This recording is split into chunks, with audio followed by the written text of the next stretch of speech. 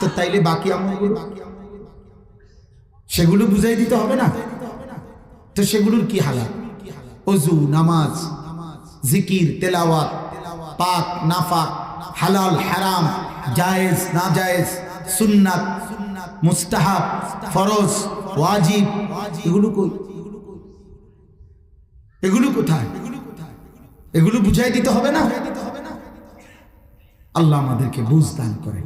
আমি এই জন্য মূল উদ্দেশ্য আমার এই কথা বলা, এতক্ষণ লাগাইলাম, এতগুলো কথা বললাম, আমার মূল অর্থ হইল ভাই ওয়াজ করবে ইনশাআল্লাহ।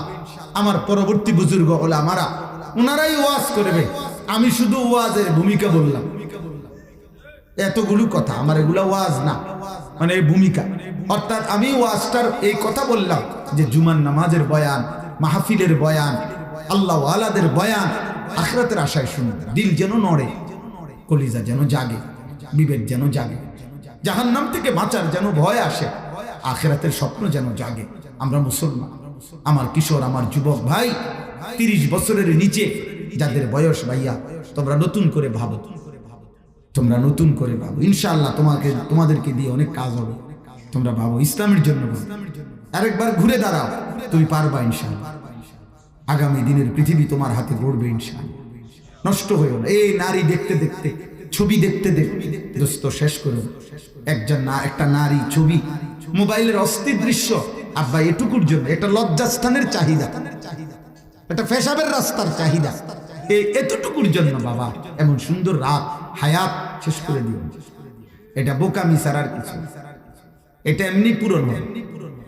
খাবারের চাহিদা আল্লাহ পূরণ করে, তৃষ্ণার চাহিদা আল্লাহ পূরণ করে। আল্লাহ তাআলা যৌবনের চাহিদাও যথাসময়ে পবিত্র স্ত্রী দ্বারা পূরণ করে দিন। এটার জন্য নিজে কুত্তার মতো হওয়া, যে একবার রাস্তার মেয়ে, একবার মোবাইলের মেয়ে, একবার নর্তকী, একবার টেলিভিশনের ছবি, যেখানে যা পাই আমি অখাদ্য কুখাদ্য সব কিছু দেখে লাইলাম, সব চাইয়া লাইলাম। আরে অপদার্থ, তোকে আল্লাহ তাআলা বুঝি বেডির লেগে বানাইছিল, আর কাম নাই বেটা, জীবনের আর কোনো স্বপ্ন নাই, পৃথিবীর আর কোনো দায়িত্ব নাই। এই সমাজ, এই দেশ, এই জাতি, এই ঘর, এই পরিবার, ইসলাম, আমার নবীর 23 বছরের মেহনত আমাদের কাছে কিছু চায় না। বলো ভাই।